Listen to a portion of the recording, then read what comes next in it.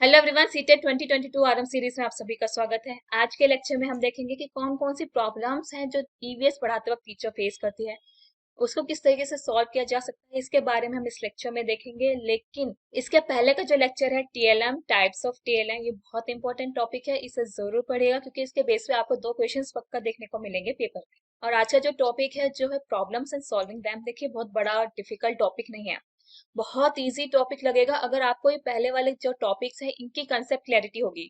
और प्रॉब्लम्स कोई ऐसा स्पेसिफिक प्रॉब्लम नहीं है जो ईवीएस पढ़ाते वक्त आती है, जो जनरल प्रॉब्लम्स है पढ़ाते हुए जो टीचर फेस करती है वो सारी वही प्रॉब्लम्स हैं और प्रॉब्लम से ही इनका सॉल्यूशन निकल रहा है। तो बहुत इजी टॉपिक है लेकिन इंपॉर्टेंट भी है। इजी इन द सेंस, अगर आपको पहले वाले कंसेप्ट जो आपको चैनल की प्लेलिस्ट सीटेट 2022 इन्वायरमेंटल स्टडीज में मिल जाएंगे, इन सभी टॉपिक्स को देखकर आप प्रिपरेशन कर सकते हैं। और जो प्रॉब्लम्स एंड सॉल्विंग दैम ये वाला टॉपिक है, इसकी वीडियो भी आपको यहाँ मिल जाएगी और इसका जो कंसेप्ट है उसकी क्लैरिटी भी इन सभी टॉपिक से आपको मिल जाएगी। और किस तरह के क्वेश्चंस आते हैं हमें उसके लिए पता ही है कि हमें जाना होगा दिल्ली बाइट्स के ऑफिशियल वेबसाइट www.delhibytes.in, जहां आपको सीटेट के दो मॉक्स देखने को मिलेंगे। एक है टॉपिक वाइज मॉक, इसमें आपको प्रॉब्लम्स किस तरीके से टीचर बच्चे को पढ़ाते वक्त फेस करती है वो क्वेश्चंस मिल जाएंगे, और किस तरीके से पूरे पेपर में क्वेश्चंस आते हैं इसके लिए आपको देखना होगा कंप्लीट मॉक। इन दोनों मॉक की प्रैक्टिस जरूर करिएगा सीटेट की प्रिपरेशन के लिए। और आज के टॉपिक में हम देख लेते हैं कि कौन कौन से प्रॉब्लम्स हैं जो टीचर फेस करती है।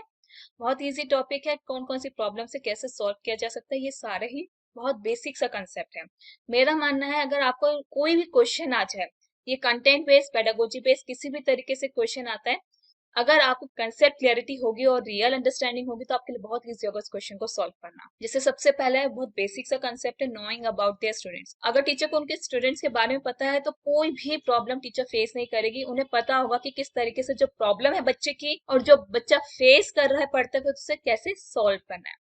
डिफिकल्टी इन कंसेप्चुलाइजेशन, यही चीज है कि टीचर किस तरीके से जो पढ़ा रही है उसे कंसेप्ट के आधार पे पढ़ाए, यानी कि जो कंसेप्ट बच्चा पढ़ रहा है उसे कैसे अवधारणा में बदले, किस तरीके से बच्चे को कंसेप्चुलाइज करवाए, उसके माइंड में रिटेन करवाए। टीचर प्रॉब्लम फेस करती है। अब क्योंकि बच्चा अलग अलग होता है, हर बच्चे को जानना जरूरी होता है, इसलिए इंडिविजुअल डिफरेंस भी टीचर फेस करती है। कोई बच्चा है जो लिख कर करता है, तो कोई बच्चा है जो सुनकर करता है, तो कोई बच्चा है जो करके सीखता है।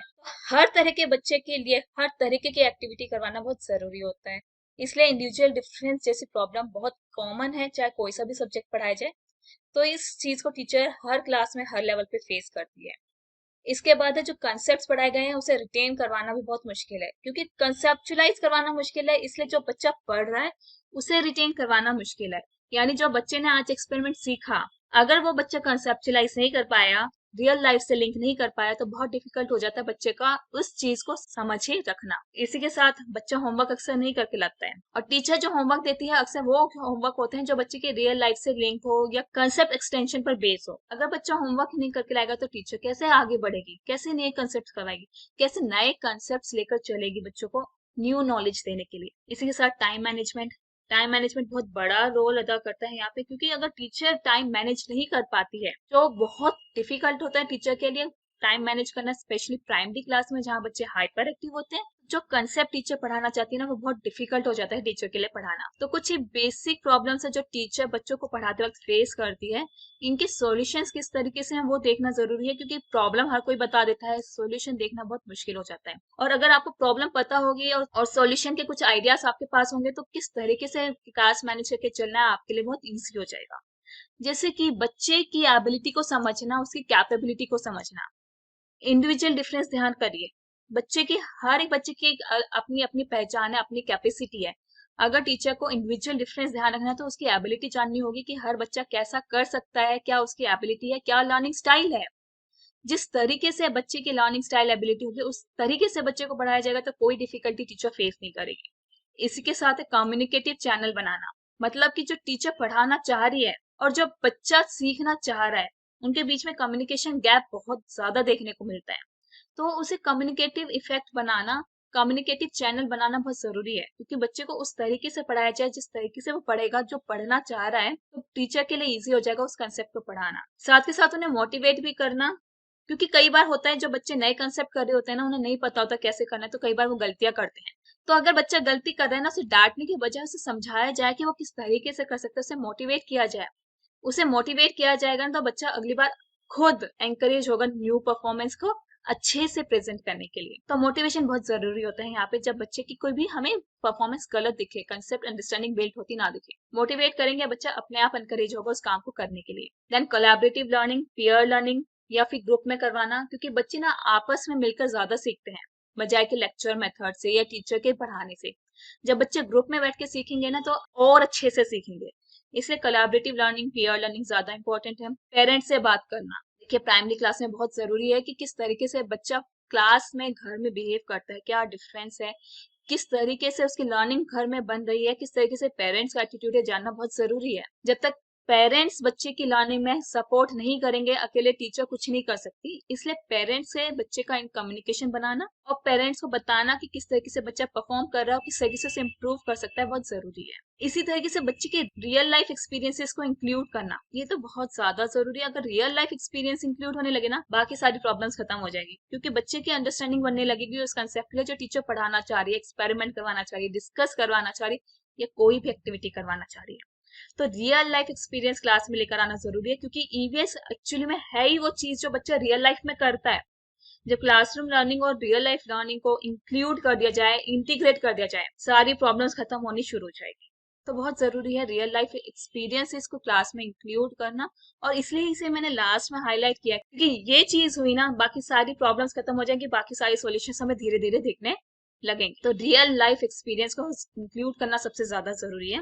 एंड ये टॉपिक भले ही इंपॉर्टेंट है लेकिन थोड़े रिपीटिव क्वेश्चंस इसमें आते हैं। जैसे कुछ क्वेश्चंस हम यहाँ देख लेते हैं किस तरह के क्वेश्चंस आते हैं, और तरह के क्वेश्चंस देखने के लिए ऑब्वियसली आप वेबसाइट पे जा सकते हैं। मैंने अभी थोड़ी देर पहले आपको बताया है कि कौन से मॉक्स आपको अटेम्प्ट करने हैं।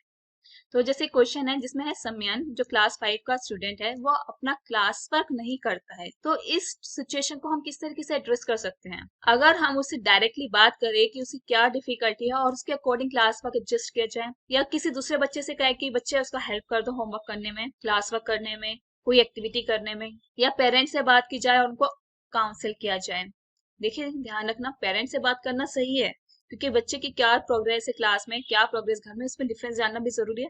लेकिन पेरेंट्स से काउंसिल करने का यहाँ पे कोई लॉजिक नहीं है। और बच्चे को सिंपलर होमवर्क देना, देखो अगर यहाँ पे सिंपल क्लास वर्क की बात होती तो ये पॉइंट हमारा वैलिड हो जाता है, लेकिन होमवर्क की बात है तो ये गलत है।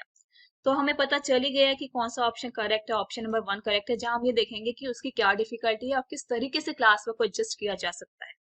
So option 1 is correct. इसी तरीके से नेक्स्ट क्वेश्चन है जिसमें कहा गया एक साइंस टीचर रेस्पिरेशन का टेस्ट ले रही है और उसमें ऑब्जर्व करती है कि काफी बच्चे ना रेस्पिरेशन और ब्रीथिंग में क्या डिफरेंस है नहीं समझ पाए हैं। तो इसका रीजन क्या हो सकता है?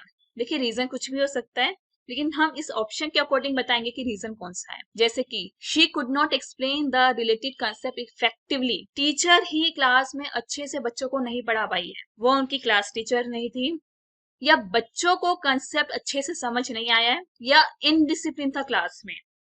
देखिए यहाँ पे ना एक वर्ड है जो मैंने जानबूझ के मिस किया ताकि आपको समझ आए क्वेश्चन किस तरीके से करना है।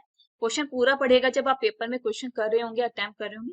यहाँ पे क्वेश्चन में है मेजॉरिटी ऑफ स्टूडेंट्स, यानी अधिकतर बच्चे क्वेश्चन नहीं समझ पाए हैं।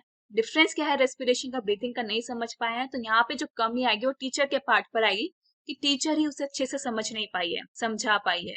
अगर ये होता कि कुछ बच्चे नहीं कर पाए तो हम कह सकते कि उन बच्चों को समझ नहीं आया है, लेकिन यहाँ मेजोरिटी ऑफ स्टूडेंट्स हैं जो नहीं समझ पाए इस कंसेप्ट को, तो मतलब टीचर ने ही उसे अच्छे से एक्सप्लेन नहीं किया है।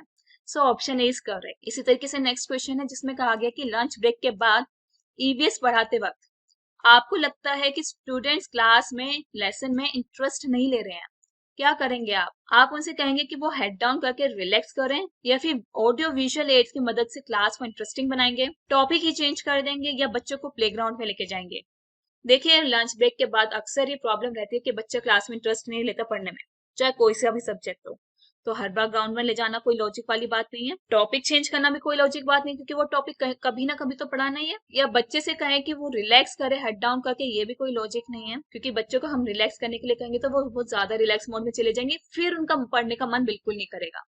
तो ऑप्शन बी बचा है जो है सबसे करेक्ट, क्योंकि बच्चों को अगर हम ऑडियो विजुअल एड से पढ़ाएंगे तो बेस्ट रहेगा और इफेक्टिव भी रहेगा, क्योंकि यहाँ बच्चे देखने के साथ सुनेंगे भी, और सुनेंगे तो वो बता भी पाएंगे कि वो किस चीज के बारे में पढ़ रहे हैं। So option D is correct. And इसी तरह के क्वेश्चंस पेपर में आए हैं 2021 दिसंबर में जो क्वेश्चंस हो और ज्यादा फ्रिक्वेंट हुए इस तरीके से। उन्हें देखने के लिए आपको जाना होगा वेबसाइट पे, क्वेश्चंस की प्रैक्टिस करिए, कंप्लीट मॉक की प्रैक्टिस करिए, अपनी परफॉर्मेंस वहां पे जाके बूस्ट करिए। अभी तक के लिए इतना ही। बने रहिए हमारे साथ व्हाट्सएप, फेसबुक, इंस्टाग्राम, टेलीग्राम पे। लिंक्स आपको डिस्क्रिप्शन बॉक्स में मिल जाएंगे। Thank you, have a nice day, stay blessed, stay tuned. Comment करना ना भूलें, सब्सक्राइब करना ना भूलें।